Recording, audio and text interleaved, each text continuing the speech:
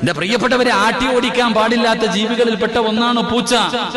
റസൂലുള്ളാഹി സ്വല്ലല്ലാഹു അലൈഹി വസല്ലം തങ്ങളുടെ വസ്ത്രത്തിൽ കയറിയിരുന്നിട്ട് ഉറങ്ങിപ്പോയി, വിളിച്ചോടിച്ചില്ല. അതാ കാരുണ്യത്തിന്റെ പ്രവാചകൻ നബി മുഹമ്മദ് മുസ്തഫ സ്വല്ലല്ലാഹു അലൈഹി വസല്ലം തങ്ങൾ ആട്ടി ഓടിച്ചൊന്നുമില്ല.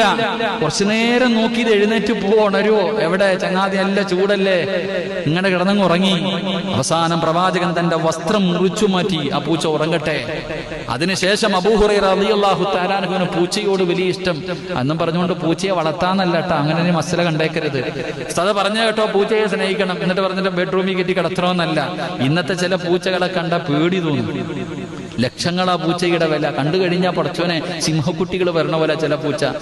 ഞാൻ ഈ അടുത്തുനിന്നൊരു സുഹൃത്തിന്റെ വീട്ടിൽ പോയപ്പോ കൂട്ടിനകത്ത് പൂച്ചയ്ക്ക് ഫാനിട്ട് വെച്ചിരിക്കുക. അപ്പൊ ചോദിച്ചപ്പോ പറഞ്ഞു, ചൂടാണെങ്കിൽ പൂച്ച ഉറങ്ങാറില്ലെന്ന്. ആ പൂച്ചയായിട്ട് ജനിച്ചാൽ മതിയായിരുന്നു. ഇങ്ങനെ ചിന്തിക്കാറുണ്ട് ചിലപ്പോ. കാരണം അത്രയും മനോഹരമായ രീതിയിൽ കൂട്